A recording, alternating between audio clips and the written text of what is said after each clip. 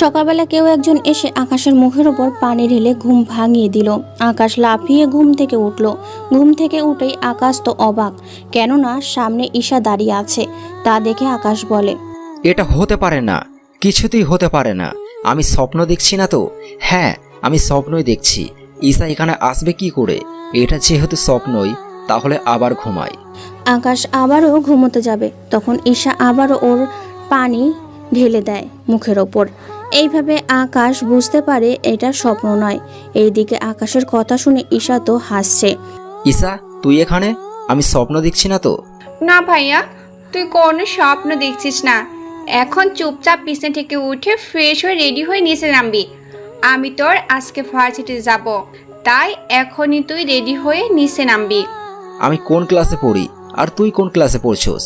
তুই মাস্টার্স করছিস আর আমি অনার্স তৃতীয় বর্ষে, তাতে কি এখন উঠবি কি না তাই বল। উঠছি। এইদিকে আকাশ ফ্রেশ হয়ে নিচে নেমে আসতেই নাস্তা করে ঈশা আকাশের সাথে বের হয়ে যায়। আপনারা এখন ভাবছেন ঈশা কে, তাই তো? চিন্তা করবে না, গল্পের সাথে থাকুন, বুঝতে পারবেন। ওরা ভার্সিটিতে আসলেই অনেক মেয়ে আকাশের গাড়ির সামনে আসে আকাশের সাথে কথা বলার জন্য, কিন্তু ঈশাকে দেখে ওরা চলে যায় ওখান থেকে। ভালোই তো মেয়ে পটিয়েছিস। আরে, ওরা জাস্ট লাইন মারার জন্য এসেছে। চল তাহলে ভিতরে নিয়ে যা আমাকে। আকাশ ঈশাকে নিয়ে ভেতরে যায়। তখনই রনির ডাক। ওই আকাশ, এক একদিন এক এক রকম আইটেম নিয়ে ভার্সিটিতে আসছিস। এই কথা বলায় আকাশ রনির কাছে গিয়ে ওর মুখে একটা ঘুষি দেয়। এতে করে রনির মুখ থেকে রক্ত পড়তে থাকে। বলেছিলাম না, ওদের নিয়ে বাজে কথা বলবি না। এবার দেখ তোর কি হাল করি।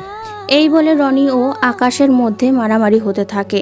রনিকে বেশি মার খেতে দেখে ওর সাথে থাকা বাজে বন্ধুগুলো আকাশকে মারার জন্য আসে। আকাশ ওদেরকেও মেরে ওখানে শুইয়ে দেয়। প্রতিদিন মার খেতে তোর একটুও লজ্জা কি লাগে না? এরপর থেকে যদি পাই। ঈশা, চল ভিতরে যাই। ওই মারামারি শেষ করে ওরা বাড়িতে চলে আসতে থাকে। বাড়ির দিকে কিছু দূর আসতেই দেখলো আর এক ঝামেলা, কেননা রকির চাচা মিস্টার কিবরিয়ার পথ আটকিয়ে দাঁড়িয়ে আছে। তাই গাড়ির থেকে নেমে ওনার সামনে যায়। মিস্টার কিবরিয়া সাহেব, আপনার ভাতিজাকে সামলান, নয়তো এভাবে প্রতিনিয়ত মার খেতে খেতে একদিন না মরেই যায়। তো সাহস দেখে আমি অবাক হয়ে যাই। আমি আন্ডারওয়ার্ল্ডের মাফিয়া, তার উপর রাজনীতিবিদ। তুই কিনা আমার সামনে আমার ছেলেকে মারার হুমকি দিস? তোরা ওরে এখানে মার, যেমনটা ও আমার ছেলেকে মেরেছে। কিবরিয়ার লোক আকাশকে মারতে আসলে আকাশ ওদেরও মারতে থাকে। এতে করে আকাশ নিজেও কিছু মার খায়, কিন্তু ওদেরকে মেরে ওদের অবস্থা আকাশ পুরোই খারাপ করে দিয়েছে। এখন হয়তো আপনারা ভাবছেন কেউ এই আকাশ, তাহলে একটু ধৈর্য ধরুন, সব কিছু বুঝতে পারবেন। তার জন্য আপনাদের গল্পের সাথে থাকতে হবে। ওদের মেরে আকাশ গাড়িতে ওঠে। ভাইয়া, বুঝলাম না, তুই বাসা থেকে বের হতে না হতে দুইবার মারামারি করে শেষ? না জানি তুই বাকি দিন তো পড়েই আছে। আরো কি কি দেখতে হবে আমাকে কে জানে। দেখ, মারামারি না করলে আমার একটুও ভালো লাগে না। তার উপর কেউ যদি মার খাওয়ার জন্য চলে আসে, তাহলে আমার কি করার এতে? বুঝছি, এত শখ নেই তোর মারামারি দেখা। এখন আমাকে কিছু শপিং করিয়ে দে, আমি চলে যাব বাড়িতে। কি, তুই একে তো আমাকে না বলে এখানে এসেছিস, তার উপর এখন বলছিস তুই চলে যাবি 2 দিন পর? এমনটা হচ্ছে না। ওই দেখ, আমি একা যাব না ওইখানে, বুঝছিস? না, বুঝি নাই। কি? তুই একা যাবি না, সেই ব্যাপারটা। দেখ, তোর সাথে আমি এত ক্যাসাল করতে পারবো না। 2 দিন পর চলে যাব, তাই এই 2 দিন আমাকে তুই এই শহরটা ঘুরে দেখাবি এবং আমার যা যা লাগে সব কিছু কিনে দিবি। দেখ, আমি তোকে কিনে দিতে তো মানা করিনি, তুই এসেছিস, আরো 1 মাস থাক। না ভাইয়া, সামনে পরীক্ষা, তাই বেশি দিন থাকতে পারবো না। আকাশ কি করবে বুঝতে পারছে না, তাই ওখান থেকে একটা শপিং মলে যায়। ওখানে আকাশ ঈশার পছন্দ অনুযায়ী অনেক ড্রেস, কসমেটিক আরও অনেক কিছু কিনে দিতে থাকে। এইদিকে ঈশাও আকাশের জন্য কিছু ড্রেস নেয়। আমার জন্য কেন? তুই চুপচাপ থাকতে পারিস না? আকাশ চুপ হয়ে দাঁড়িয়ে থাকলো। সব কিছু নেওয়া হয়ে গেল।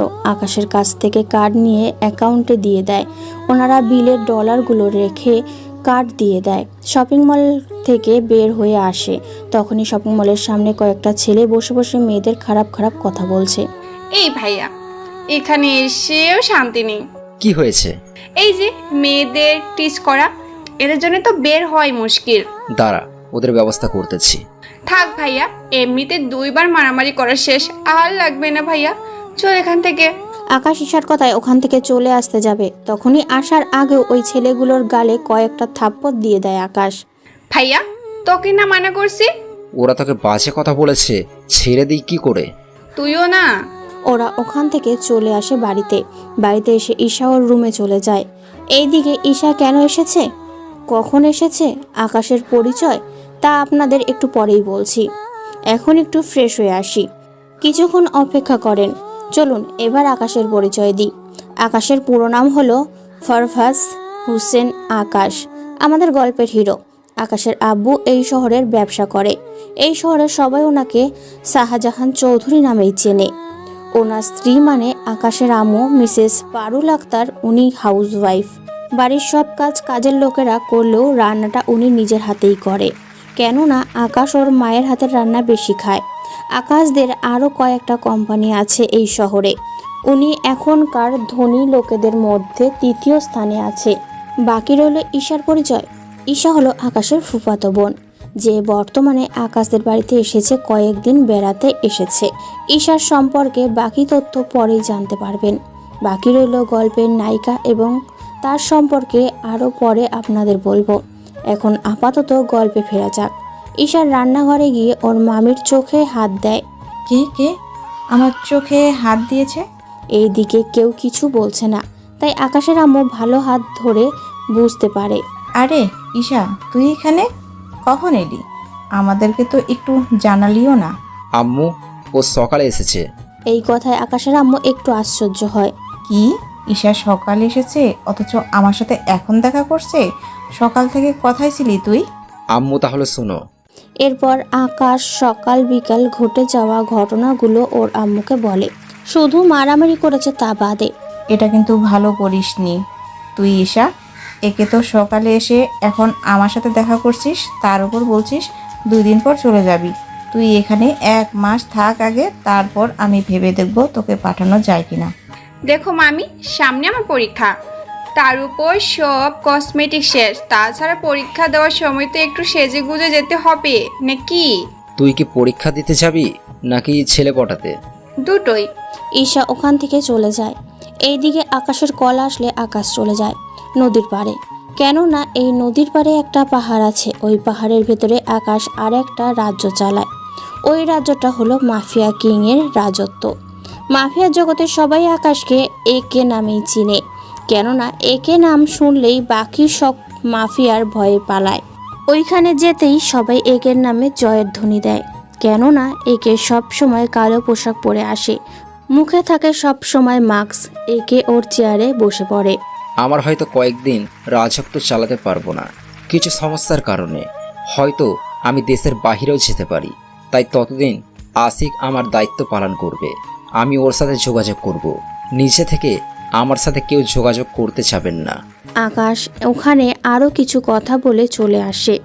এইদিকে 3 দিন কেটে যায় ঈশার পরীক্ষার সামনে, তাই ঈশার আম্মু আকাশের আম্মুকে কল দিয়ে জানায়।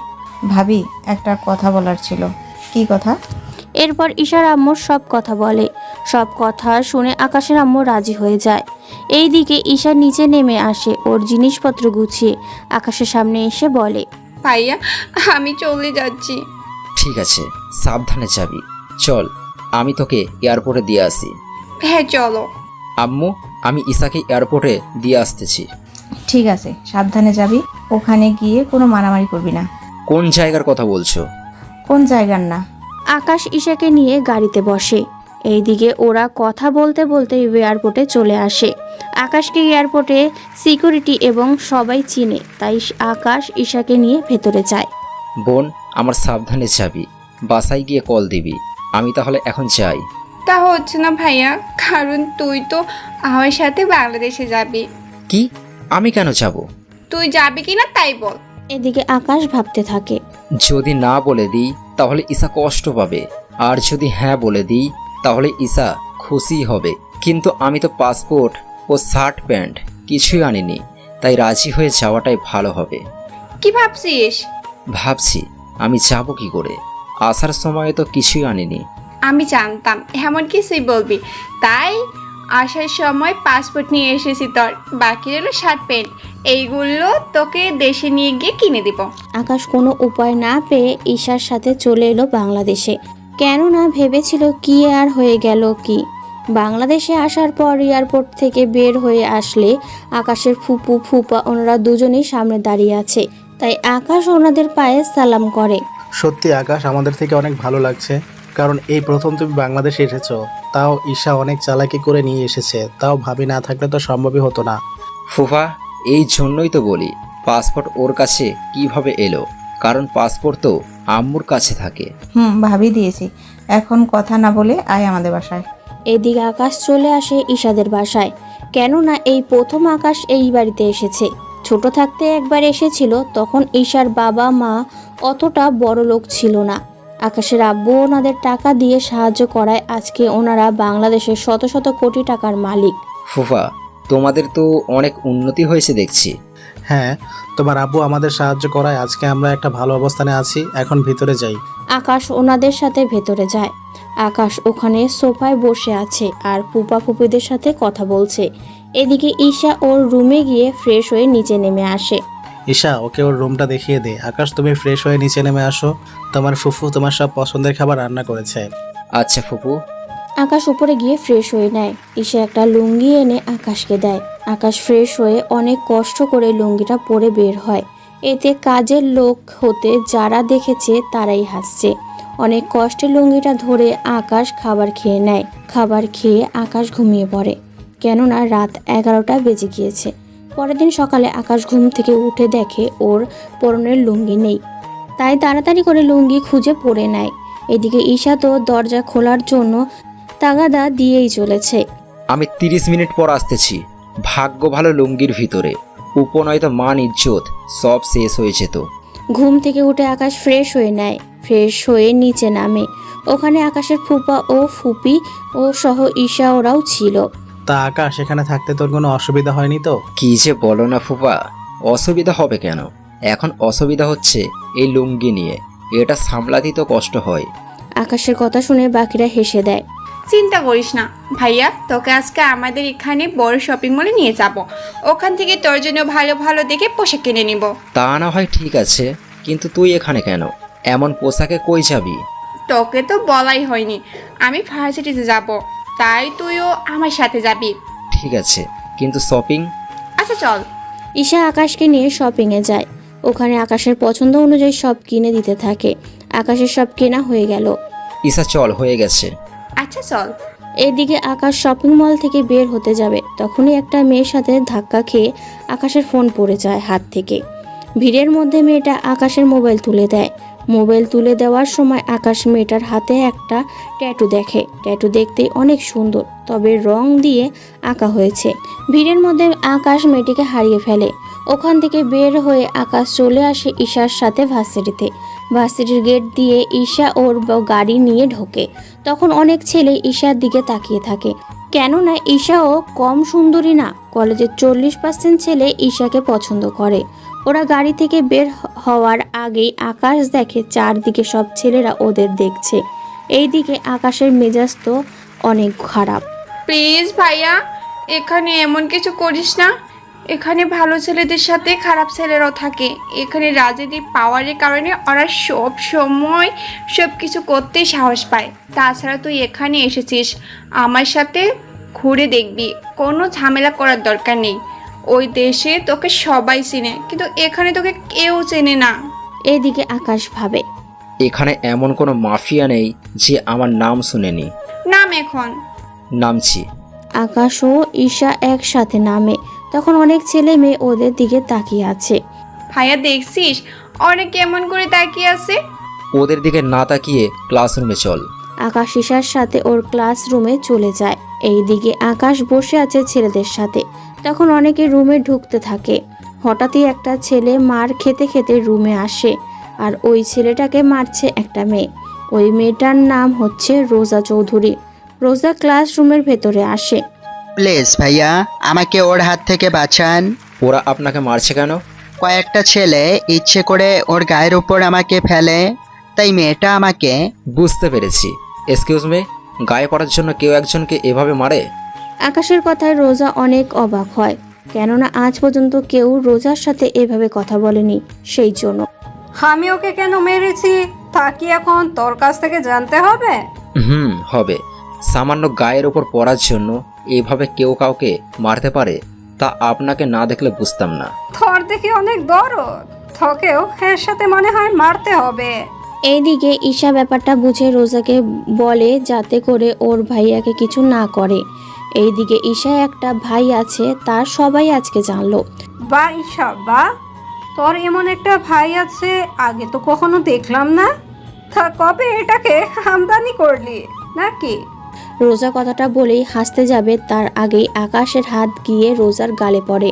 এতে পুরো রুমের ভিতর সবাই নিস্তব্ধ হয়ে যায় এবং ঈশার সাথে বাকি সবাই একটু ভয়ে আছে, কেননা এখন রোজা ওর আব্বুকে কল দিবে। তারপর কি হবে না হবে আপনারা জানতে পারবেন। কি, তোর এত বড় সাহস, আমাকে তুই মারলি? আর একটা কথা বললে আরও একটা চড় দিব। তোর সাহস দেখে অবাক হচ্ছি।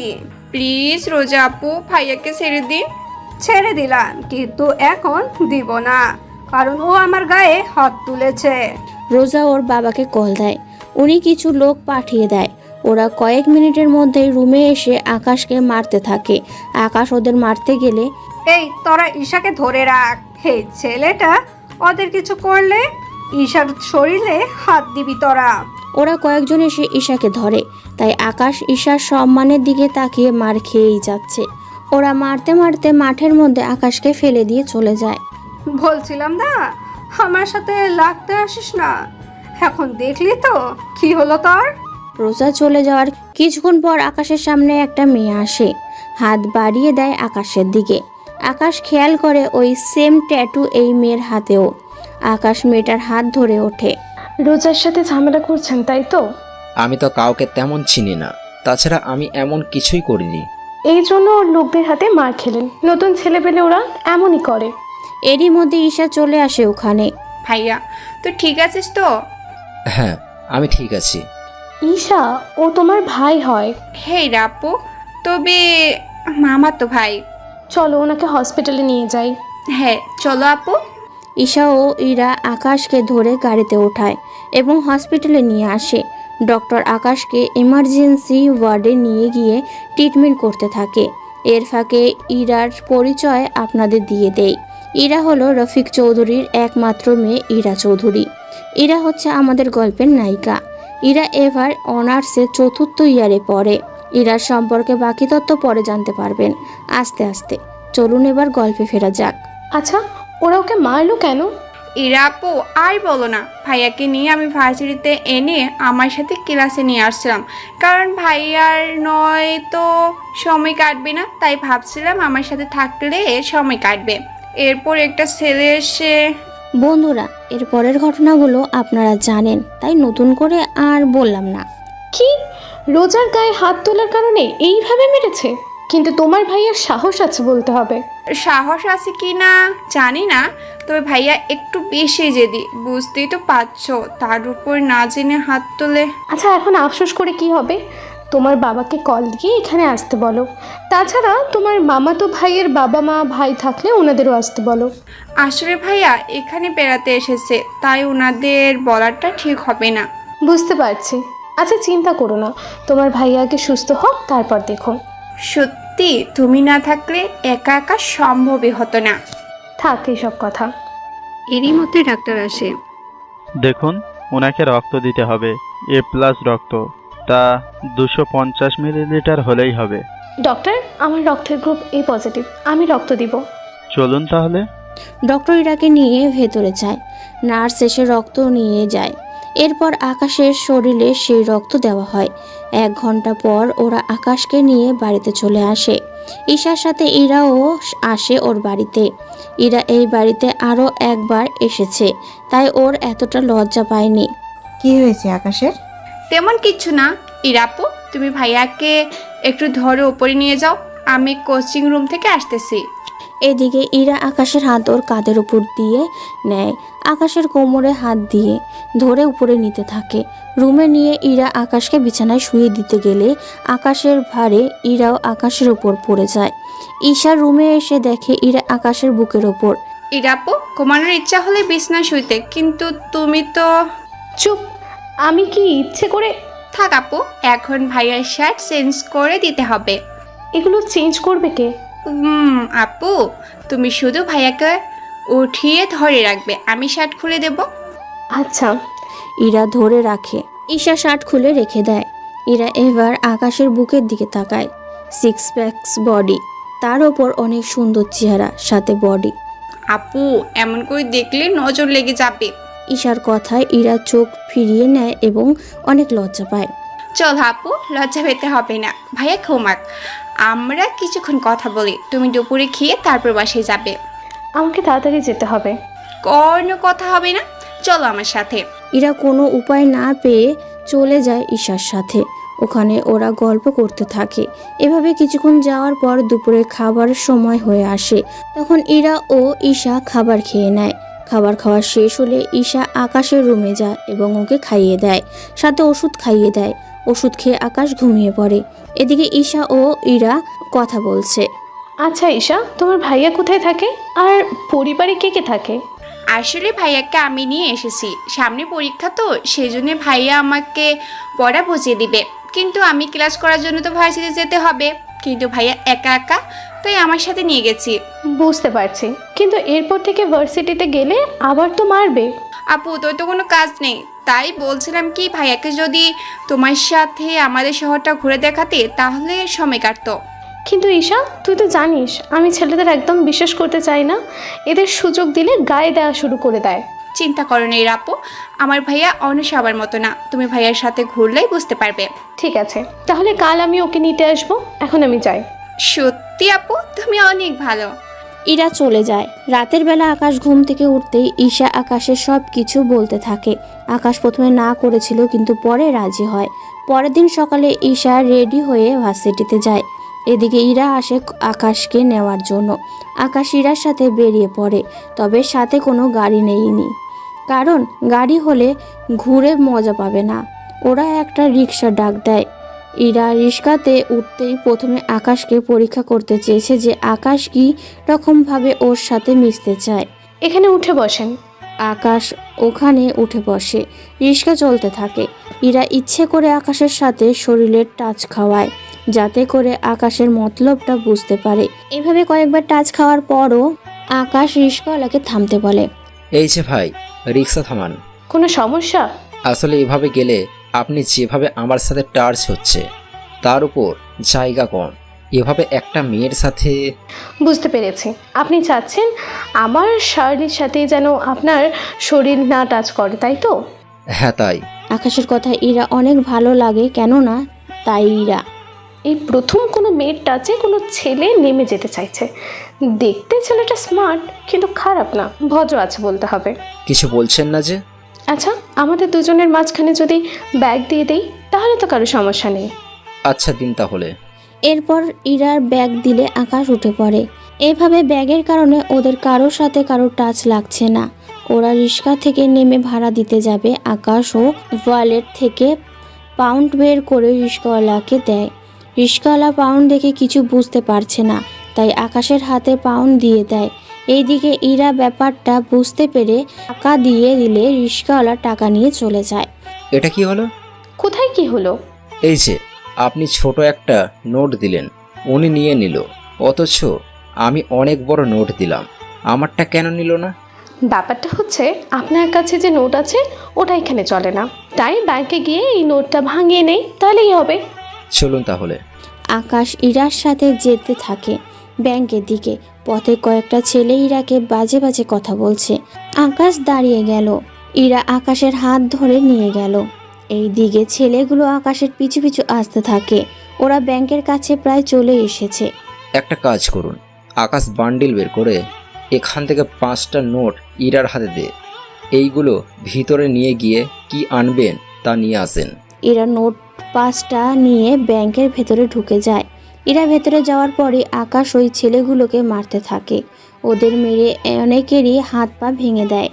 এইদিকে ইরা ক্যাশ কাউন্টারে 5টা নোট দেয়। ওরা 5টা নোট দেখে হিসাব করে ইরাকে 1 মিলিয়ন টাকা দেয়। এতে করে ইরা অবাক হয়। আপনারা ভুল করছেন না তো? 5টা নোটের বিনিময়ে 84 লক্ষ টাকা দিচ্ছেন? ইরার কথায় ক্যাশিয়ার আবারও ওই চেক করে, দেখে সব ঠিক আছে।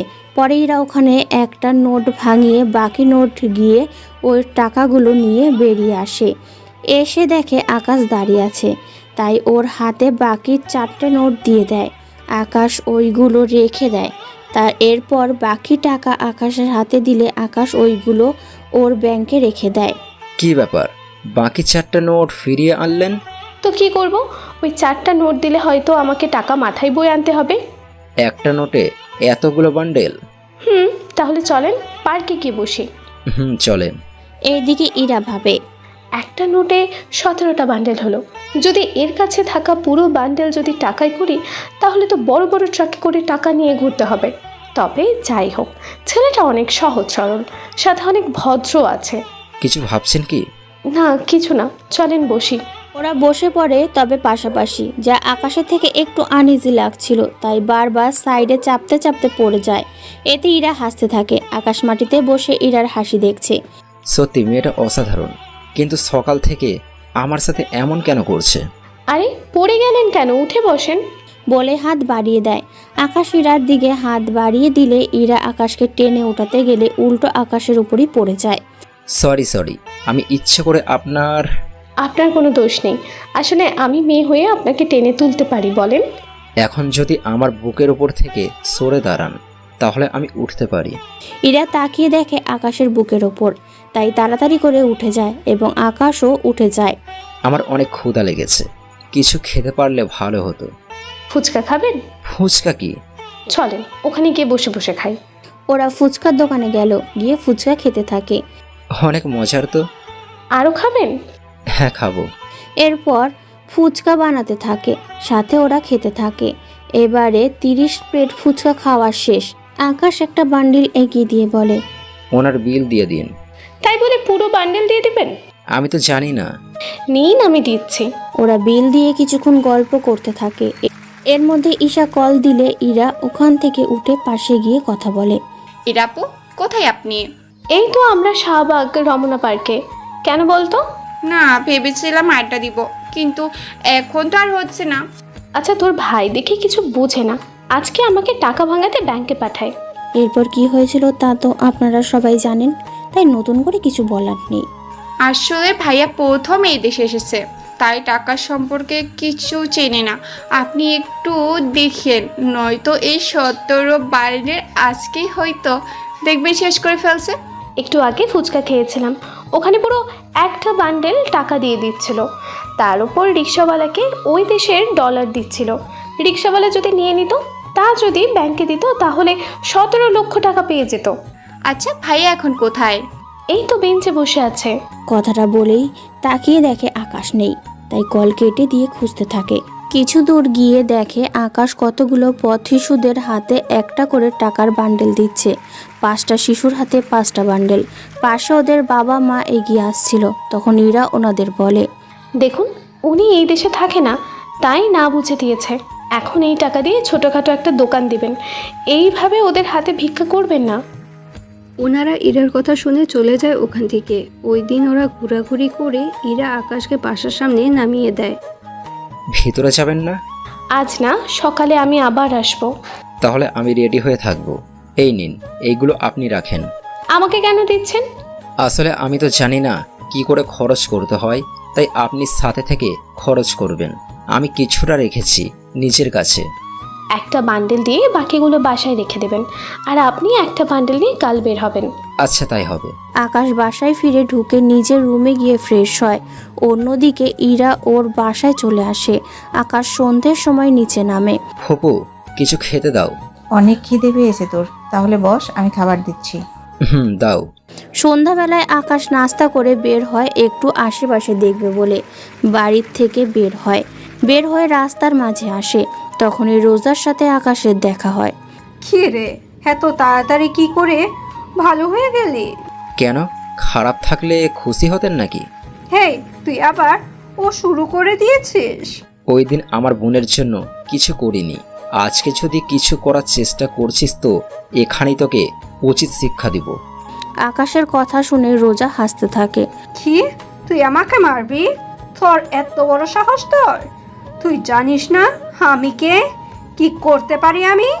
আর তুই জানিস না আমি কে, তা এখন পথ আটকে না দাঁড়িয়ে সামনে থেকে সরেন। বুঝেছি, আমাকেও তোকে একটা মার দিতেই হবে। এই তোরা ওকে খাতে যত্ন কর। রোজার কথায় ওর লোকজন আকাশকে মারতে আসে, কিন্তু আকাশ ওদের সবাইকে মেরে মেরে ওখানে শুইয়ে দেয়। ওরা অনেক চেষ্টার পরও কোনো কিছু করতে পারেনি, সবাই মার খেয়ে মাটিতে শুয়ে আছে। বলেছিলাম না আমার পিছনে লাগতে আসবেন না, এখন বুঝতে পারছেন আমি কি জিনিস। এবার আপনার পালা। আমার পালা মানে? বারে, ওই দিন যা পারিনি তা আজকে তো করতেই হবে। কি করবেন? আকাশ রোজার সামনে আসে, ওখানে এসে রোজাকে আবারও ওই একটা থাপ্পড় দেয়। থাপ্পড় খেয়ে রোজা গালে হাত দিয়ে দাঁড়িয়ে আছে। ওই সময় ওখানে রকি আসে। আপনারা হয়তো অনেকেই রকিকে ভুলে গেছেন। রকি হচ্ছে এই ছেলে যাকে মারার জন্য আকাশ ওদের সাথে মারামারি করে। ভাইয়া আপনি এইখানে, আর রোজা আপু আপনিও এইখানে? ওই, আমি এখানে কি জন্য এসেছি তা কি তোকে বলতে হবে? না আপু, আমি তো এমনি বললাম। ভাইয়া আপনি এত রাতে এখানে, তার ওপর রোজা আপু, আপনাকে কিছু করেনি তো? আমার কিছু হয়নি, তুমি এখন যাও। রকি ওখান থেকে চলে যায়। রকি চলে যাওয়ার পর আকাশ রোজার কাছে যায়। তাহলে একটা কথা বলি, মেয়ে হয়ে এই সব কথা ঠিক না, মেয়েদের শাড়িতেই মানায়, এই সব ড্রেসে না। তাই ভালো হয়ে যান, এই সব মারামারি করে কি লাভ আপনাদের? শুধু একটু পাওয়ার ছাড়া জীবনে কিছু পাবেন না, তার উপর সবাই আপনাকে খারাপ ভাববে। এতে করে আপনার কাছের লোকগুলোও আপনাকে খারাপ চোখে দেখবে। আমি যা বলেছি ওই কথাগুলো একটু ভেবে দেখবেন। আকাশ ওখান থেকে চলে যায়। এদিকে রোজা ভাবতে থাকে, কেন এই ছেলে যে আমাকে একটুও ভয় পায় না? ঈশা তো বলছিল ওর মামাতো ভাই, কিন্তু এই ছেলেকে দেখে তো একটুও আমাদের দেশের মনে হচ্ছে না। তাহলে কি রহস্য আছে এই ছেলের মাঝে, যা আমাকেই খোঁজ করতে হবে। রাতে আকাশ বাড়ি ফিরে আসে। ফিরে এসে ঈশার সাথে কথা বলতে থাকে, কেননা আজকে কি করেছে না করেছে সব রকমের কথা আকাশ ঈশাকে বলতে থাকে। অন্যদিকে ইরা নিজের রুমে বসে বসে ভাবতে থাকে, ছেলেটা আসলেই অনেক সহজ সরল, কোনো মারামারি করে না, নাই কোনো মেয়ের প্রতি এত ইন্টারেস্টিং নেই, যা আজকে আকাশের কথাই ওর আচরণেই বোঝা যায়। সত্যি ছেলেটা অনেক ভালো। ইরা কথাগুলো বলতে থাকে, তখনই ইরার বাবা সব কথা শুনে ফেলে। উনি সব কথা শুনে ইরাকে বলে, কিরে মা, কোন ছেলে ভালো, কোনো ইন্টারেস্টিং নেই? কিছুই তো বুঝলাম না। তোমাকে কিছু বুঝতে হবে না আব্বু, অনেক রাত হয়েছে, তুমি এবার ঘুমাও। আমি তোকে একটা কথা বলার জন্য এসেছি। কি কথা আব্বু? কাল তোকে দেখতে পাত্রপক্ষ আসবে, তুই কালকে বাড়িতেই থাকবি। কিন্তু আব্বু। দেখ, ছেলে ভালো, অনেক বড় কোম্পানিতে কাজ করে, তোকে সুখেই রাখবে, বিয়ের পর তোর পড়াশোনা শেষ করার সুযোগও দিবে। কিন্তু আব্বু, ওদের কি আমার পছন্দ হবে? হবে, তুই কাল তৈরি হয়ে থাকিস। ঠিক আছে আব্বু। তাহলে আমি আসি, তুই ঘুমা। এদিকে ইরার আব্বু চলে গেলে ইরা ঈশাকে কল দিয়ে জানিয়ে দেয় কাল আসতে পারবে না। পরের দিন সকালে আকাশ বসে আছে, কিন্তু এখনও ইরা আসেনি। তাই আকাশ অপেক্ষা করতে থাকে। সকাল 11টা বাজে, ইরা না আসায় ঈশার কাছ থেকে ঠিকানা নিয়ে বেরিয়ে পড়ে ইরাদের বাড়িতে। ওখানে গিয়ে দেখে ইরা বসে আছে আর ওর আশেপাশে কিছু লোক বসে আছে। আকাশ বুঝতে পারছে না এখানে কি হচ্ছে, কারণ এসব দেশে তো সব রকমের হয় না। তাই আকাশ ইরার সামনে গিয়ে বলে, আপনি এখানে? আমি সেই 1 ঘন্টা ধরে বাসায় অপেক্ষা করে বসে আছি, কিন্তু আপনি না আসায় ঈশার থেকে ঠিকানা নিয়ে এখানে চলে আসি। এখানে এসে দেখি এখানে শাড়ি পরে বসে আছেন, কোথাও যাচ্ছেন নাকি? এদিকে ওখানে থাকা কেউ কিছু বুঝতে পারছে না কি হচ্ছে এখানে, কে এই ছেলে। সবার মনে এখন একটাই প্রশ্ন ঘুরপাক খাচ্ছে। এই ছেলে কে তুমি? আমার মেয়েকে কি করে চিনো? আমি আকাশ। ইরার আমার সাথে ঘুরতে যাওয়ার কথা কিন্তু না, আশায় আমি চলে এসেছি। কিন্তু আপনারা এভাবে বসে আছেন কেন? কোথায় বের হবেন নাকি? এই ছেলে, তুমি কি কিছু বুঝো না এখানে কি হচ্ছে? আব্বু, ও এগুলো বুঝে না। মানে? মানে ও আমাদের দেশে থাকে না, তাই এখানকার রীতিনীতিও কিছুই জানে না। আসলে ও ঈশার মামাতো ভাই। ঈশার পরীক্ষার সামনে, তাই ও আমাকে বলেছিল এনাকে নিয়ে এই শহরটা ঘুরিয়ে দেখার জন্য। তাই গতকাল ওনাকে নিয়ে ঘুরতে গিয়েছিলাম। আজকেও ঘুরতে যাওয়ার কথা ছিল, কিন্তু আব্বু তুমি বলাতে আর যাইনি। এই ছেলে, আজকে আমার মেয়ের বিয়ের কথাবার্তা চলছে, তাই তুমি যখন এসেই পড়েছো তখন অনুষ্ঠান শেষ হলে যাবে। ইরার বিয়ের কথা শুনে আকাশের কিছুক্ষণের জন্য খারাপ লাগে, তাই চুপচাপ করে বসে আছে। এইদিকে পাত্রপক্ষের বাবা জানায় ইরার সাথে ওনার ছেলের বিয়ে দিবে না, কারণ ওনারা সন্দেহ করে ঈশার সাথে এই ছেলের রিলেশন আছে, তাই এনারা বিয়ে ক্যান্সেল করে দিতে চেয়েছে। প্লিজ আপনারা এমন করে বলবেন না। এই বিয়ে না হলে যে আমি পথে বসে যাব। আব্বু কি বলছো আব্বু? ঠিকই বলছি, আমি ওনাদের থেকে 35 লক্ষ টাকা নিই ব্যবসার জন্য। ওনারা তোকে আমার সাথে একদিন দেখেছে, তাই ওরা এত বড় লোক। ওনারা জানিয়েছে ওনার ছেলের সাথে যদি তোর বিয়ে দেই তাহলে ওনারা এই 35 লক্ষ টাকা নিবে না। এখন বিয়ে না হলে তো। দেখুন প্লিজ, আপনারা বিয়ে ভাঙবেন না। এই বিয়ে না চলে আমার বাবা এতগুলো টাকা কি করে দেবে? ইরা অনেক রিকোয়েস্ট করার পরও ইরা কোনো কথা শুনলো না ওরা। তখন আকাশ বলে, দেখুন, আমার জন্য আপনাদের মধ্যে ঝগড়া হচ্ছে, এইটুকু আমি বুঝতে পেরেছি। শুধু আঙ্কেল এইটুকুই বলল যে ছেলের সাথে আপনার মেয়ের বিয়ে দিতে চাইছেন। ওই পরিবার এখনই আপনাদের কথা বিশ্বাস করতে চায় না। তাহলে একবার ভেবে দেখেন সে ছেলে বিয়ের পর কি করবে। তাই আপনি চিন্তা করবেন না, আমি দিয়ে দিচ্ছি টাকাগুলো। আপনি কেন টাকা দেবেন? দেখুন, আপনি অনেক ভালো একটা মেয়ে। আমি চাই না এরকম একটা ছেলেকে বিয়ে করে নিজের জীবনটা এভাবে নষ্ট করে দেন। তাই টাকাটা না হয় আমি দিয়ে দিব, কিন্তু আমার কাছে তো কোনো ক্যাশ নেই, নোট ছাড়া। ইরা না করে দেয়। আকাশ অনেক বোঝানোর পর ইরা রাজি হয়ে যায়। তাই ইরা রুম থেকে 1 লাখ টাকার বান্ডেলও আকাশের কাছ থেকে ওর দেশের 2টা নোট বের করে নেয় এবং পাত্রের বাবার হাতে নোট দিয়ে বলে, এই দিন টাকা। এখানে এই দুটো নোট 40,000 টাকা, যা আমাদের দেশের 35 লক্ষ টাকার বেশি হবে। বাকি এই 1 লক্ষ টাকা তার সুদ। এবার বুঝতে পেরেছেন? ওর কাছে থাকা সামান্য 2টা নোট দিয়ে যদি আপনার সব ঋণ শোধ হয়ে গেল, তাহলে বুঝে দেখেন ওর কাছে একটা বান্ডেল তাহলে কত টাকায় থাকতে পারে। তা ক্যালকুলেটে দিলেও গণনা করতে পারবেন না। ও শুধুমাত্র এই টাকা 2 মাস খরচ করবে বলে এনেছিল। যদিও আমাদের দেশের টাকা সম্পর্কে কিছুই বোঝে না। ও যদি জানতো এখানে ওর একটা নোট দিয়ে আপনাদের মতো পরিবার 4-5 মাস খেতে পারবে, তাহলে ওর সাথে করে এতগুলো টাকা আনতো না। কিন্তু কারোর অপমানের প্রতিবাদ করতে ঠিকই বোঝে, তাই আপনারা এবার আসতে পারেন। ওনারা ব্যাপারটা বুঝতে পেরে বের হতে যাবে, তখনই ইরা বলে, আসল কাজটাই তো আপনাদের দেখানো হয়নি। কথাটা বলে ইরা ওখানে সবার সামনে আকাশকে জড়িয়ে ধরে, সাথে সবার সামনে আকাশকে চুমু দেয়। এইদিকে আকাশ কিছু বুঝতেছে না কি হচ্ছে ওর সাথে, তাই আকাশ ওখানে দাঁড়িয়ে থাকে। এইটা দেখতেই তো চেয়েছেন, দিন এবার আসতে পারেন আপনারা। ওনারা টাকা নিয়ে চলে যায়। ওরা যাওয়ার পর ইরা আকাশের হাত ধরে সোফার উপরে বসায়। এখন ইরার আব্বু কিছু বলছে না। এখানে বসেন, আমি ড্রেস চেঞ্জ করে আসি, তারপর বের হব। আচ্ছা, এইরকম ভাবে বের হওয়া চাই না। কেন বলুন তো? আসলে এইরকম আপনাকে অনেক সুন্দর লাগছে। কিন্তু আপনাকে খারাপ লাগছে। আমাকে দেখতে খারাপ লাগছে কেন? ইরা আকাশের মুখে লেগে থাকা লিপস্টিকের দাগ মুছে দেয় ওর শাড়ির আঁচল দিয়ে। যদিও তখন ইরার বাবা ওখানে ছিল না, উনি নিজের রুমে চলে গেল। এখন ঠিক আছে, চলুন তাহলে এবার ঘুরতে যাই। আচ্ছা চলুন। ইরা আকাশের হাত ধরে বাড়ি থেকে বের হয়ে আসে। ওরা ওখান থেকে একটা রিক্সা নেয়। রিক্সায় ওরা দুজনে বসে পড়ে। রিক্সায় বসে ইরা আকাশের কাঁধে মাথা রাখে। যদিও আকাশ একটু দূরে সরে বসতে চেয়েছিল, কিন্তু ইরা ততই কাছে এসে বসতে চাইছে। ইরা আকাশের এক হাত ধরে রেখেছে ওর সাথে, আর আকাশের কাঁধে মাথা রেখে বসে আছে। এই দিকে আকাশের কেমন যেন ভালো লাগা কাজ করছে। ওই দিন ওরা ভার্সিটিতে যায়। ওখানে অনেকেই আজকে ইরার দিকে তাকিয়ে আছে, কেননা ইরা আজকে অনেক সুন্দর করে সেজেছে। তাই অনেকগুলো কাপল ছবি তুলে নেয়। আকাশের ছবিগুলো ওর বাবা মাকে পাঠিয়ে দেয়। সবে আপনার দিকে যেভাবে তাকিয়ে আছে, এই নিন, এটা মুখে লাগিয়ে নিন। ইরা ওর মুখে একটা মাস্ক পরে নেয়। এই দিকে রোজা এখানে চলে আসে। কিরে, গতকাল আমাকে থাপ্পড় মেরে এখন অন্য মেয়েকে নিয়ে এখানে এসেছিস? তোকে তো আমি দেখে নিব। ওই সময় ওখানে ঈশা চলে আসে। দেখুন রোজা আপু, ভাইয়াকে কিছু করবেন না। ভাইয়া এমনিতেই কাল দেশে ফিরে যাবে, তো প্লিজ আপু ভাইয়াকে কিছু করবেন না। এদিকে আকাশ কাল চলে যাবে শুনে ইরার অনেক খারাপ লাগে। ওই সময় রোজা ঈশাকে কিছু জিজ্ঞাসা করে। ঈশা রোজার প্রশ্নের উত্তর দিয়ে দেয়।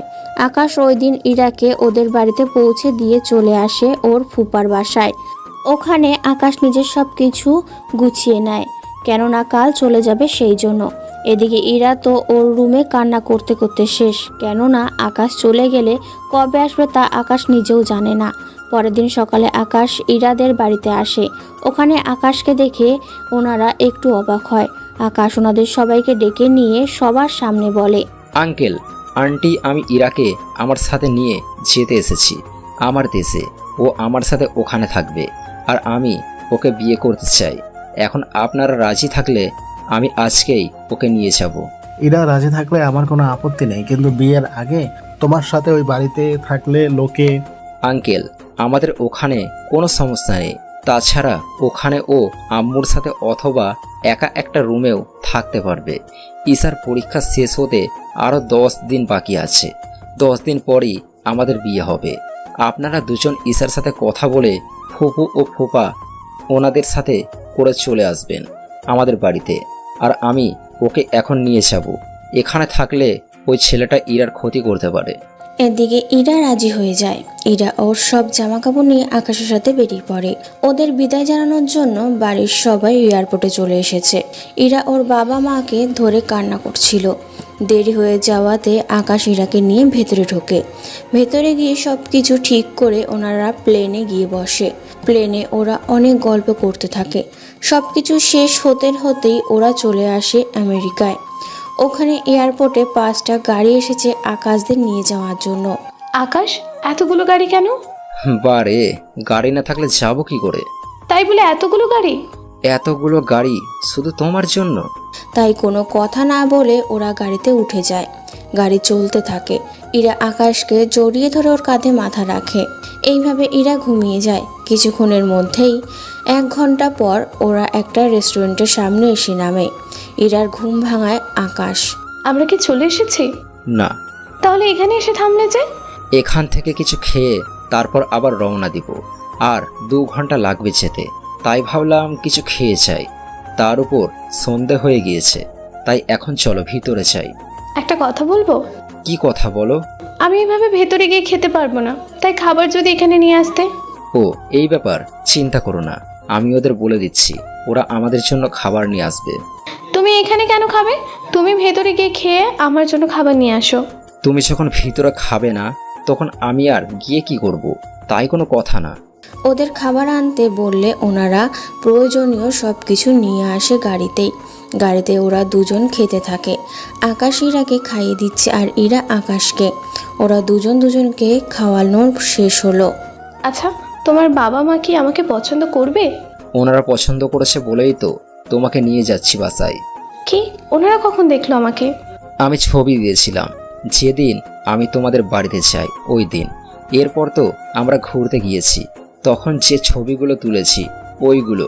এরপর বাবা মা তোমাকে অনেক পছন্দ করেছে। আমি তো ভেবেছি আমি এখানে এসে ঈশার পরীক্ষার পর গিয়ে তোমাকে নিয়ে আসব, কিন্তু তাতে আর হলো না। তাই ভাবলাম তুমি রাজি হলে আজকেই নিয়ে আসবো। প্ল্যানিং তাহলে আগে থেকে করে রেখেছো? হুম। রাত 8টায় ওরা বাড়িতে ঢোকে। আকাশদের বাড়ির চারদিকে বিভিন্ন রঙের লাইট জ্বলছে, দেখতে জাস্ট অসাধারণ। আকাশের আম্মু উনি দরজা খুলে নিজের ছেলের হবু বউকে ঘরে তুলে নেয়। ইরা আকাশের মাকে জড়িয়ে ধরে ভেতরে চলে যায়। আসতে কোনো অসুবিধা হয়নি তো? না আন্টি, কোনো অসুবিধা হয়নি। আকাশ, তাহলে বৌমা কি একা শোবে? না, তোর মায়ের সাথে শোবে। আঙ্কেল, আমি আন্টির সাথেই ঘুমাবো। তাহলে আমি কোথায় ঘুমাবো? কেন আঙ্কেল, বাড়িতে কি আর কোনো রুম নেই? ইরা, এই বাড়িতে মোট 15টা রুম আছে। আব্বু তো আম্মুকে ছাড়া ঘুমায় না, তাই। তাহলে আমি বরং একাই শোবো এই কয়দিন।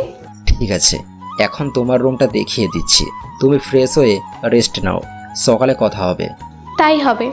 আকাশ ইরাকে নিয়ে রুমে চলে যায়। ইরাকে একটা রুম দেখিয়ে দেয়। ইরা রুমে গিয়ে ফ্রেশ হয়ে ঘুমিয়ে পড়ে। এইদিকে আকাশ রুমে এসে ভাবতে থাকে। কখনো ভাবিনি বাংলাদেশে গিয়ে কোনো মেয়েকে ভালো লেগে যাবে। যাও, একজনকে পেলাম, অনেক কিউট একটা মেয়েকে পেলাম। সত্যি অনেক ভালো মেয়েটা। এখন শুধু বিয়েটা হলেই আর কিচ্ছু লাগবে না। পরের দিন সকালবেলা বাংলাদেশের মধ্যে ভার্সিটিতে রোজা যায়। ওখানে রোজা ঈশাকে দেখতে পায়, তাই ওর কাছে যায়। হে ঈশা, এদিকে আয় তো। জি আপু বলে। তোর ভাইয়া কই? কেন, ভাইয়াকে দিয়ে কি করবেন? কোথায় আছে তা বল। ভাইয়া ওনার বাড়িতে চলে গেছে। বাড়িতে গিয়েছে মানে? বাংলাদেশের কোন জেলায় ওর বাড়ি? ভাইয়া বাংলাদেশের বাইরে থাকে। ডিটেলসে বল। এরপর ঈশা রোজাকে ডিটেলসে সব কিছু বলে দেয়। ঈশা সব কিছু বলে ওখান থেকে চলে যায়। এইদিকে রোজা বাড়িতে এসে জানায় ওই আমেরিকায় যাবে। ওর কথায় ওর আব্বু রাজি হয়ে গেল। এদিকে সকাল 11টায় ইরা ফ্রেশ হয়ে বারান্দার বাইরে যায়। ওখানে গিয়ে তো ইরা পুরোই অবাক, কেননা এখান থেকে পুরো সমুদ্র দেখা যায়। তার উপর সবুজ শ্যামল পরিবেশ, যা ইরার থেকে অনেক ভালো লাগে। ইরা নিচে নেমে আরও বেশি অবাক হয়, কেননা ইরা বাড়িটাতে যতটা ছোট মনে করেছিল বাড়িটা ওর থেকেও 5 গুণ বড়।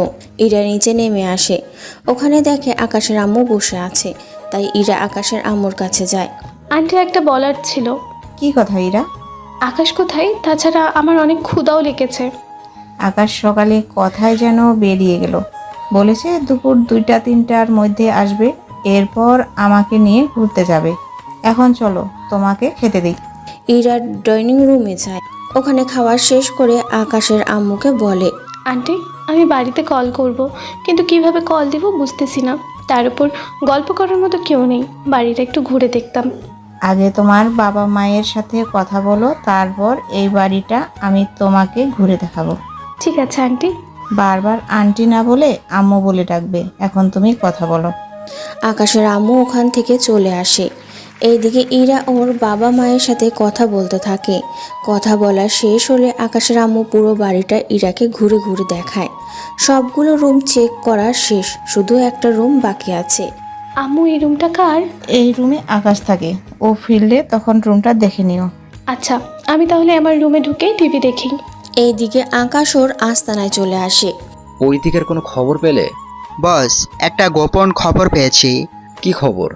বস, মিস্টার কিবরিয়ার মেয়ের আমাদের দেশে আবারও ফিরে আসবে, তবে কিবরিয়া আসবে না।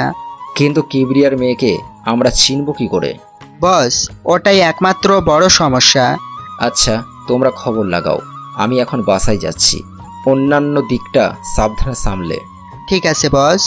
আকাশ ওখান থেকে চলে আসে। দুপুরের দিকে আকাশ বাড়িতে এসে ফ্রেশ হয়ে ইরার কাছে যায়। ইরা, তুমি রেডি হয়ে নাও, আমরা কিছুক্ষণ পর বের হব। হ্যাঁ, এই ড্রেসটা পরবে। ঠিক আছে পরবো।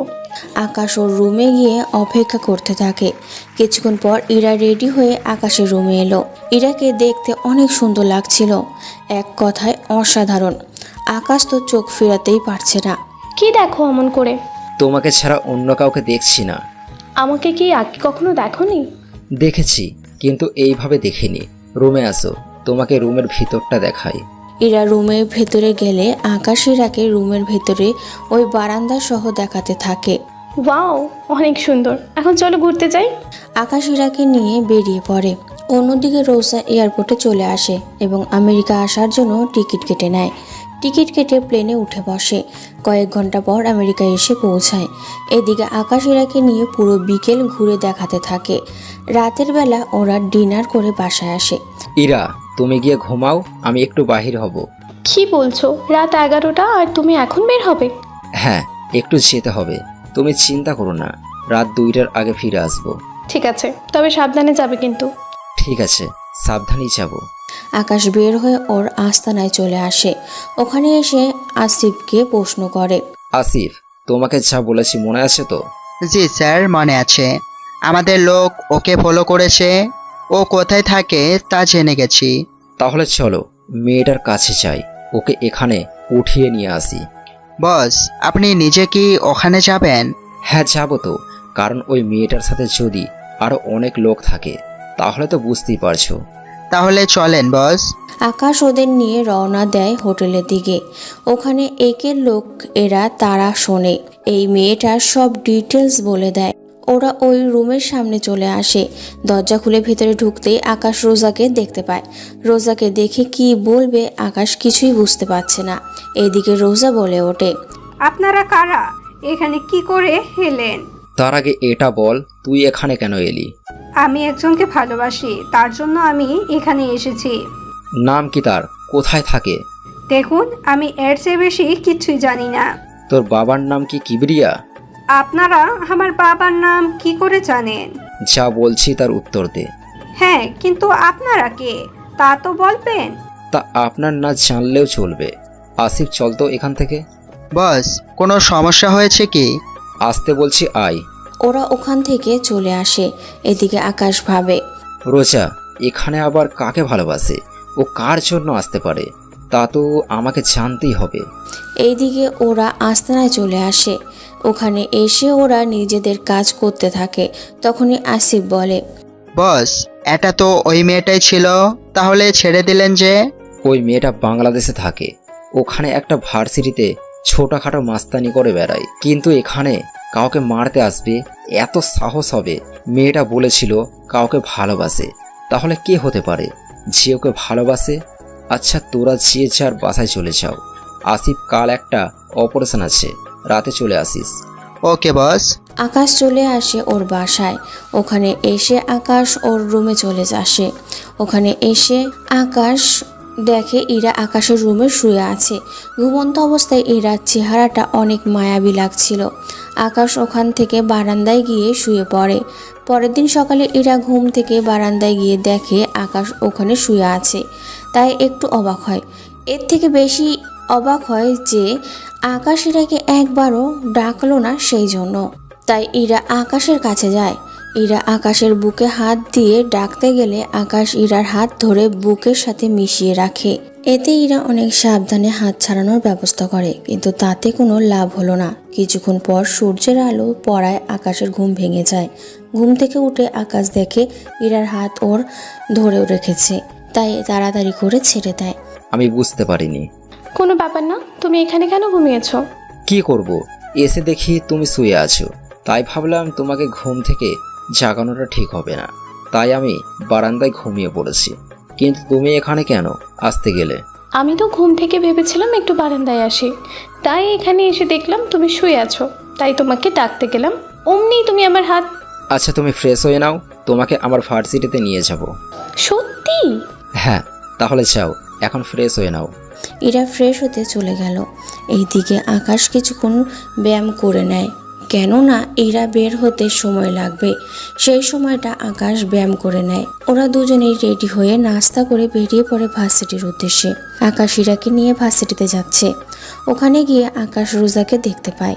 তার সাথে ওই ভার্সিটির সবাই আকাশকে চিনে, তাই অনেকেই মারামারি বন্ধ করে দাঁড়িয়ে আছে। আচ্ছা, এই মেয়েটাকে খুব চেনা চেনা লাগছে, মনে হচ্ছে এর আগেও কোথাও যেন দেখেছি। আমার থেকেও তাই মনে হচ্ছে। আরে, এ তো রোজা, যে মেয়েটা তোমাকে ভার্সিটিতে মেরেছে। কিন্তু এই মেয়েটা এখানে কেন এসেছে? একটা কাজ করো, তুমি গিয়ে জিজ্ঞেস করো, আমি গেলে তো। তুমি কি এখনো ভয় পাচ্ছ নাকি? এটা তোমার ভার্সিটি, এখানে তোমাকে ভয় পেতে হবে না। ঠিক আছে, আমি তোমার সাথে যাব, কিন্তু তুমি ওর সাথে কথা বলবে, ঠিক আছে? ঠিক আছে। এইদিকে আকাশ ইরাকে নিয়ে রোজার সামনে যায়। রোজা আকাশের সাথে ইরাকে দেখে কিছুটা চমকে ওঠে। এ কি, ইরা তুমি এখানে, তাও আকাশের সাথে কি করে? আমি আকাশকে ভালোবাসি আর আকাশও আমাকে ভালোবাসে, তাই আমি ওর সাথে এসেছি। কিছুদিন পর আমরা বিয়ে করব। কিন্তু রোজা, তুমি এখানে কেন এলে? আমিও একজনকে ভালোবেসে এখানে এসেছি, কিন্তু এখন তো দেখছি। কে সেই ছেলে? সে হচ্ছে আকাশ। রোজার মুখে আকাশের নামটা শুনে ওরা দুজনেই অবাক হয়। তার সাথে ভার্সিটির অনেকেই তাকিয়ে আছে ওদের দিকে। ভার্সিটির সবাই আকাশের পরিচয় জানে। মেয়েরা ভালো করেই জানে আকাশ ভার্সিটির কোনো মেয়ের সাথে কথা বলে না। তাহলে এই দুটো মেয়ে কারা যাদের সাথে আকাশ কথা বলছে? ব্যাপারটা হাস্যকর না? এখানে এসেছেন আমাকে ভালোবাসতে। প্লিজ আকাশ, আমাকে ফিরিয়ে দিও না। দেখুন, আপনি ভালো করেই জানেন আমি ইরাকে ভালোবাসি, তাহলে কি করে বলতে পারছেন আপনি আমাকে ভালোবাসেন?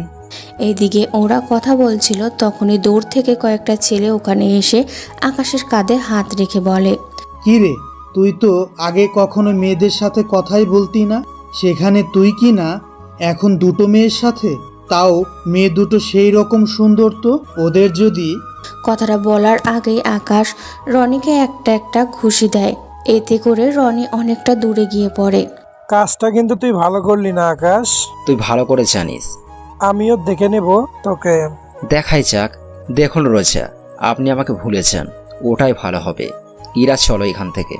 আকাশ ইরাকে নিয়ে ওখান থেকে চলে আসে। এদিকে রোজা ভাবতে থাকে ইরাকে আকাশের কাছ থেকে কি করে আলাদা করা যায়।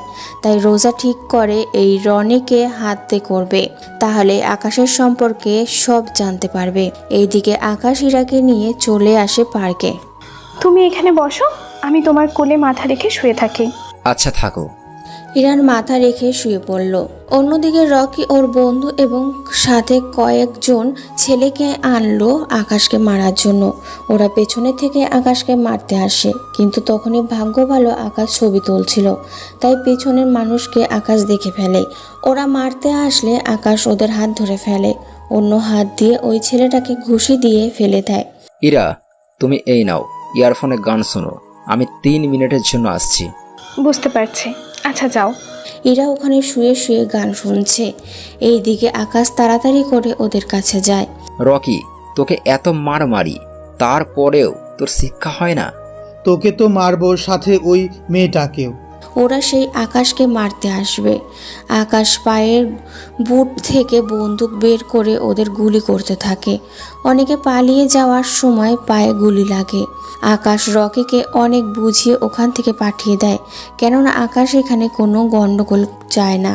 আর এতক্ষণ ওদের মধ্যে যে মারামারি হচ্ছিল তা কেউ একজন ভিডিও রেকর্ড করেছিল, সে হচ্ছে রোজা।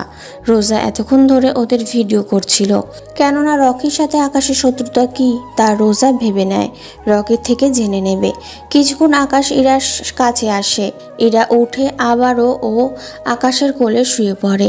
এইদিকে রকির কিছু লোক রকিকে হসপিটালে নিয়ে যায়। রকিকে হসপিটালে নিয়ে যাওয়ার পর রোজাও হসপিটালের দিকে চলে যায়। এদিকে ওরা আরও কিছুক্ষণ সময় কাটায়। দুপুরের দিকে আকাশ ইরাকে নিয়ে রেস্টুরেন্টে যায়। ওখানে ওরা খাবার খেতে থাকে। খাবার খেয়ে ইরাকে নিয়ে আকাশ বাসায় চলে আসে। এদিকে রকিকে দেখতে ওর বাবা আসলো। ডাক্তার, আমার ছেলে কেমন আছে? কিবরিয়ার ডক্টরের থেকে জানতে পারে রকি এখন ঠিক আছে। এদিকে রোজাও রকির কাছে আসে। কেমন আছেন? জি ভালো, কিন্তু আপনাকে তো ঠিক চিনলাম না। আমাকে না চেনারই কথা। আচ্ছা, আপনার সাথে আকাশের কি শত্রুতা? তাছাড়া আকাশে তো ভালো ফাইট করে কি করে? তখনই রকির আব্বু চলে আসে। কেমন আছিস বাবা তুই? এই তো এখন ভালো আছি। তাই মেয়েটিকে? জানি না আব্বু, এই মেয়েটি আকাশের সম্পর্কে জানতে এসেছে। তুমি আকাশের কি হও? আমি ওর কেউ হই না। আপনারা আকাশের সম্পর্কে যতটুকু জানেন প্লিজ আমাকে বলেন। আকাশের আব্বু দেশের ধনীদের তালিকায় 3 নম্বরে আছে, আর আকাশ উনির একমাত্র ছেলে।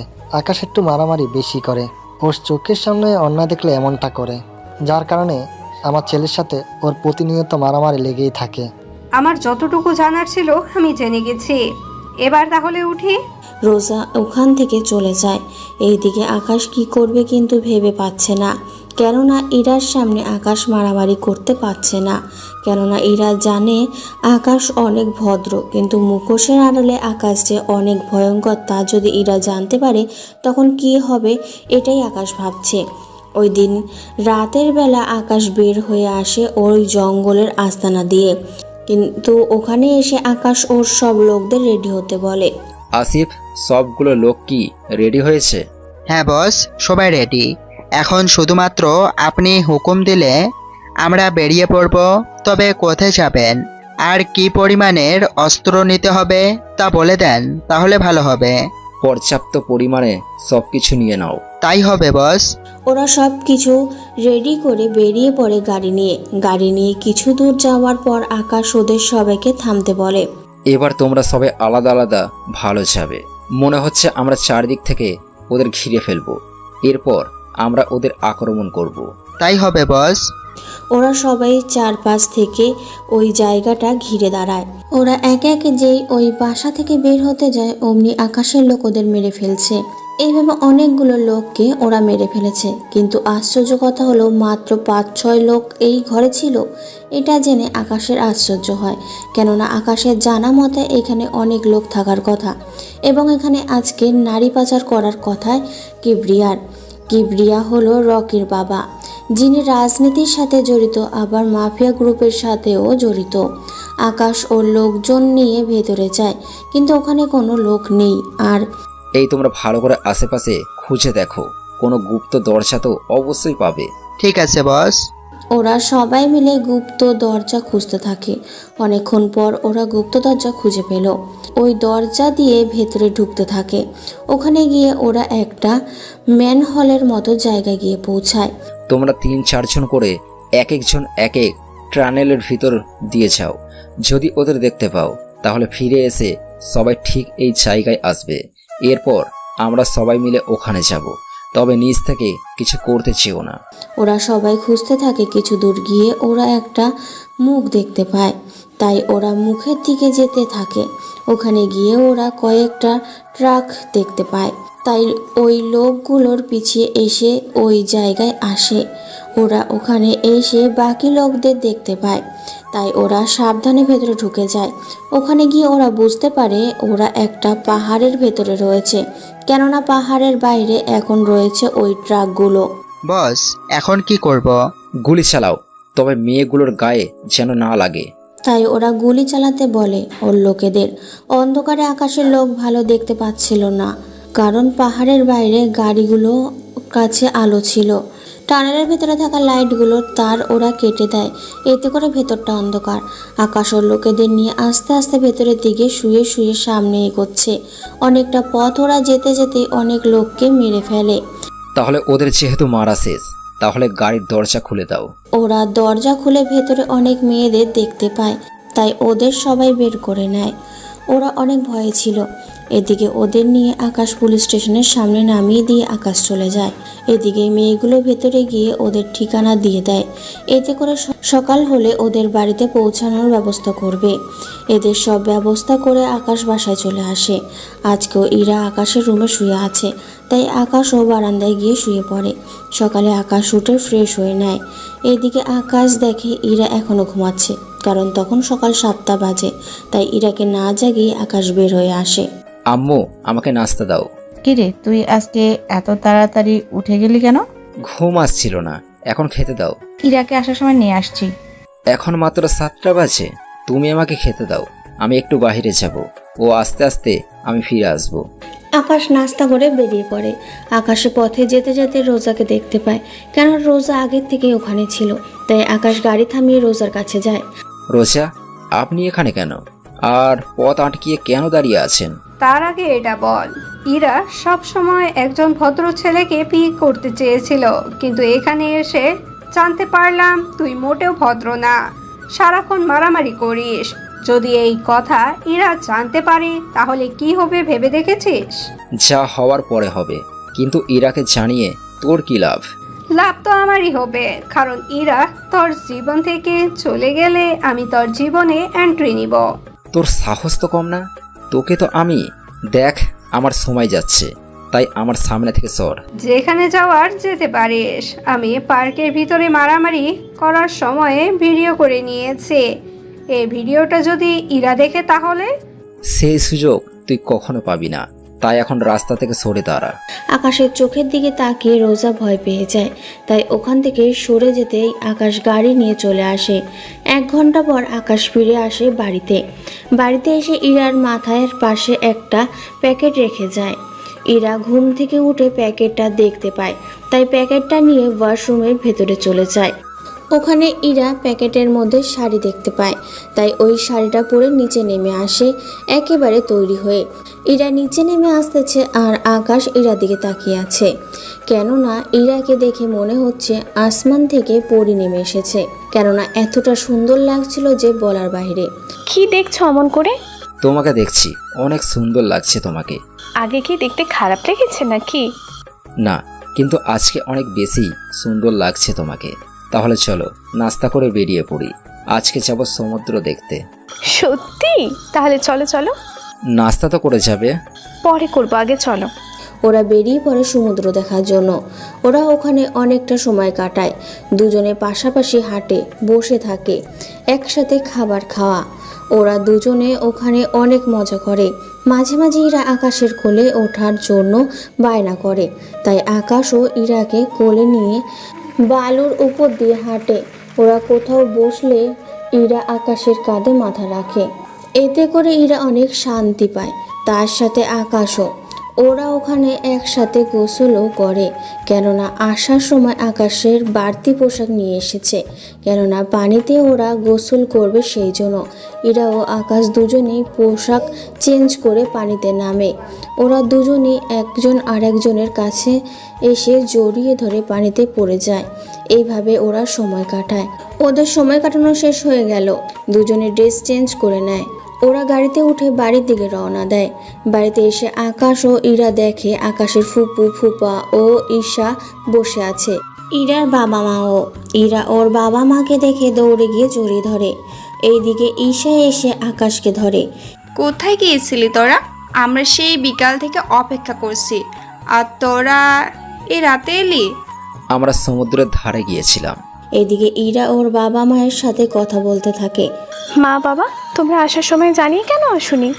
তোকে সারপ্রাইজ দিব বললে, তা তোরা কোথায় গিয়েছিস? আব্বু, আমরা সমুদ্রের ধারে গিয়েছিলাম। তুমি জানো, ও আমাকে প্রতিদিন ঘুরতে নিয়ে যায়। সত্যি ইরা, তুই কত সুখী, এত বড় বাড়ির বউ হবি, তারপর অনেক ভালো স্বামীও পেয়েছিস। হ্যাঁ আম্মু, আমি সত্যি অনেক লাকি, এত সুন্দর একটা পরিবার পেয়েছি। ওরা সবাই কথা বলতে থাকে, তখনই আকাশের আব্বুর অফিস থেকে ফিরে আসে। উনি ফিরে আসতেই ঈশার বাবা মা ও ইরার বাবা মাও ওনাকে সালাম দেয়। উনি সালাম নিয়ে সবার সাথে পরিচিত হয়ে নেয়। কিছু মনে করবেন না, মাত্র অফিস থেকে ফিরেছি, আমি অনেক টায়ার্ড, তাই আমরা কাল সকালে ওদের বিয়ে নিয়ে কথা বলবো। ইরার বাবা মা ওনারা দুজনই হ্যাঁ বলে, কারণ ওনারা অনেক টায়ার্ড। শুধু আকাশের আব্বুর জন্য সবাই এত সময় ধরে এখানে বসেছিল। ওরা সবাই ডিনার করে চলে যায় ওদের রুমে। ঈশা ও ইরা একটা রুমে ঘুমায়, বাকিরা ওদের রুমে। পরের দিন সকাল 11টায় ওনারা বসে আছে আকাশ ও ইরার বিয়ের কথাবার্তা নিয়ে। ওনারা ওদের বিয়ের তারিখ ঠিক করে নেয়। ওদের বিয়েটা আমরা কালকের দিনের ভিতরে দিয়ে দিব। আকাশের আব্বুর কথা অনেক অনেক রকমের মন্তব্য করে, কারণ এখনও বিয়ের কোনো শপিং হয়নি, সেই জন্য তার ওপর বাড়ি ও সাজানো বাকি রয়েছে। দেখুন, ইরার যা যা লাগে সব কেনা হয়ে গেছে, রাতের মধ্যে সব চলে আসবে। বাড়িটা সাজানোর দরকার নেই, আর আপনারা দেশে না গিয়ে এখানে আপনার মেয়ের সাথেই থাকতে পারে, কারণ ওখানে আপনাদের দেখাশোনা করার জন্য কেউ নেই। যদি ইরার ভাই অথবা কোনো বোন থাকতো তাহলে হয়তো ওর জন্য ফিরে যেতে পারতেন, কিন্তু সব কিছু যেহেতু এখানে, তাই ওখানে যেতে হবে না। তবে মাঝে মধ্যে আকাশ আপনাদের ওখানে নিয়ে যাবে, সাথে ইরাকেও। ওখানে আপনারা কয়েকদিন সময় কাটিয়ে আবার আকাশের সাথে চলে আসবেন। কিন্তু কোনো কিন্তু নয়।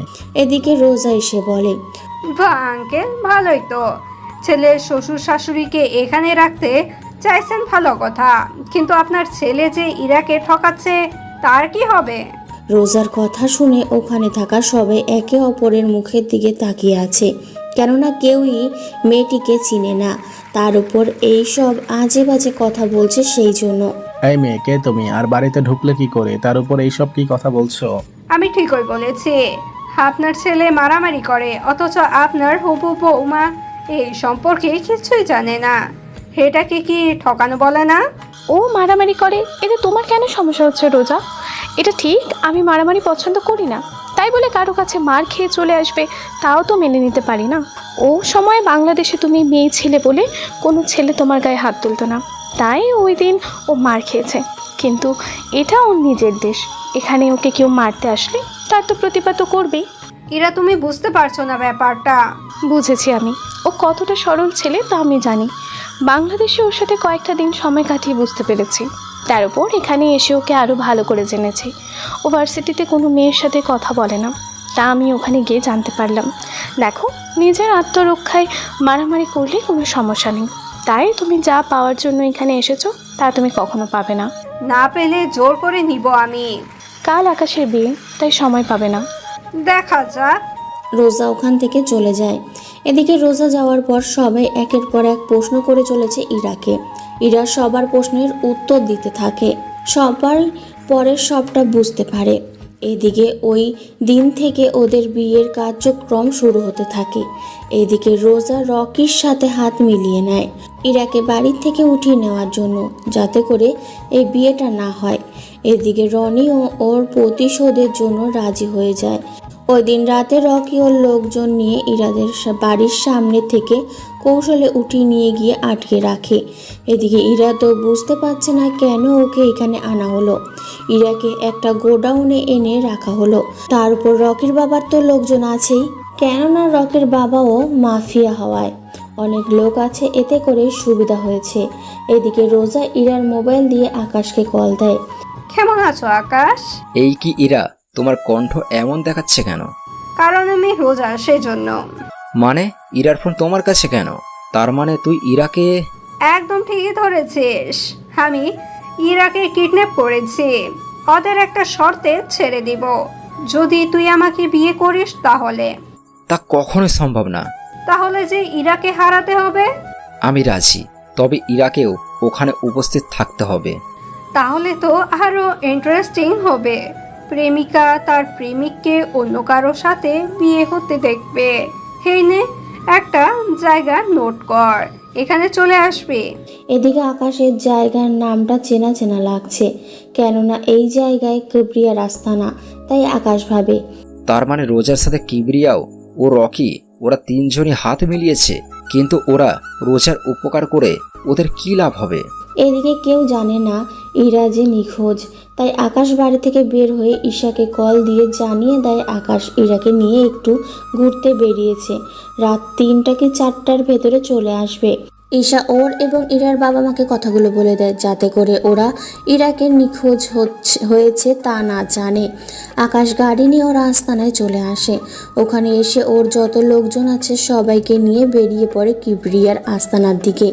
ওখানে চারপাশে আকাশের লোকেদের রেখে শুধুমাত্র আসিফকে নিয়ে ভেতরে যায়। ওখানে কিংকে দেখে কিবরিয়া অবাক হয়ে যায়, কেননা কিং কখনো এখানে আসেনি, কিন্তু আজকে আসায় কিবরিয়া অবাক হয়। আরে কিং, আপনি এখানে, তাও আবার আমার মতো মাফিয়ার কাছে? আমি এখানে কথা বলতে আসিনি, এখানে একটা মেয়েকে আটকিয়ে রাখা হয়েছে, আমি ওই মেয়েটিকে নিয়ে যেতে এসেছি। এই কি করে সম্ভব কিং? আমি এত কিছু জানি না, মেয়েটিকে আমার চাই। এদিকে কিবরিয়া কি করবে বুঝতে পারছে না। অন্যদিকে কিং এর কথায় অমান্য করলে কিং কিবরিয়াকে মেরেও ফেলতে পারে, তাই কিবরিয়া বাধ্য হয়ে ইরাকে ছেড়ে দিল।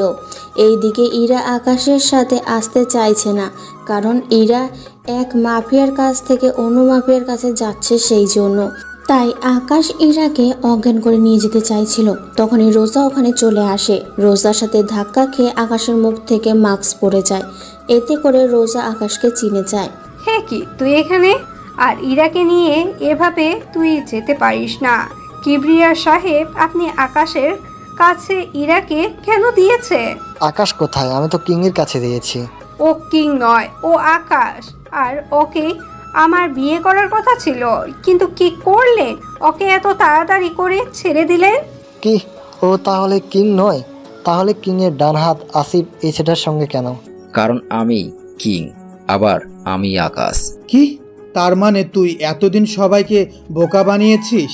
কথাটা বলে ওরা গুলি করতে থাকে। এদিকে আকাশের সাথে থাকা লোকগুলো গুলি করতে থাকে। আকাশ ইরাকে নিয়ে ওখান থেকে বের হয়ে গাড়িতে এনে রাখে এবং ওদের বলে দেয় ইরাকে যেন কেউ এখান থেকে নিয়ে না যেতে পারে। ইরাকে এখানে রেখে আকাশ ভেতরে যায় এবং ওখানে একের পর এক লোকদের মারতে থাকে। ওদের মারা শেষ হলে কিবরিয়া ও রকি ও রোজা বাকি আছে, তাই আকাশ ওদের সামনে যায়। দেখুন মিস্টার কিবরিয়া, আপনাদের ইচ্ছে করলে মেরে ফেলতে পারতাম, কিন্তু মারবো না। আমি চাই আপনাদের একটা সুযোগ দিতে। বাকি রইল রোজা। দেখো রোজা, জোর করে কখনো ভালোবাসা হয় না, তাই আমাকে ভুলে যাও। কথাগুলো বলে আকাশ ওখান থেকে আসতে যাবে, তখনই রকি রোজাকে গুলি করে।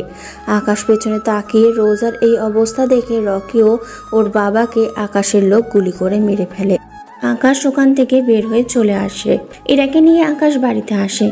কেউ কিছু জিজ্ঞাসা করলে আকাশ বলে দেয় ইরা ঘুমিয়ে পড়েছে। পরের দিন সকালে ইরা ঘুম থেকে উঠে আকাশকে দেখে তাই দৌড়ে এসে জড়িয়ে ধরে। এইদিকে দুপুরের দিকে আকাশ ও ইরার বিয়ে হয়ে যায়। রাতে যখন ইরাকে আকাশের রুমে বসানো হলো তখন আকাশ ইরাকে বলে, ইরা, তোমাকে একটা কথা বলার ছিল। আমি জানি কি বলবেন। ওই রাতের কিং তুমি ছেলে, তাই না? তুমি কি করে জানো? যখন আমাকে আনজান করেন তখন আমি তোমার আঙুলে ওই আংটি দেখে। কথা দাও, আমাকে কখনো ছেড়ে যাবে না। কথা দিলাম, তবে তোমাকে ওই পথ ছেড়ে দিতে হবে। তোমার জন্য সব ছেড়ে দিব। এরপর ওরা দুজন হারিয়ে যায় ভালোবাসায়, যেখানে কোনো মাফিয়া থাকবে না, থাকবে শুধু ভালোবাসা। গল্পটা কেমন হয়েছে তা অবশ্যই কমেন্ট করে জানাবেন। গল্পের শেষটা অনেকের পছন্দ হবে, আবার অনেকের পছন্দ হবে না, এটাই স্বাভাবিক। তাই সবার পছন্দ মতো গল্প সমাপ্ত করা হলো না। সবাই ভালো থাকবেন।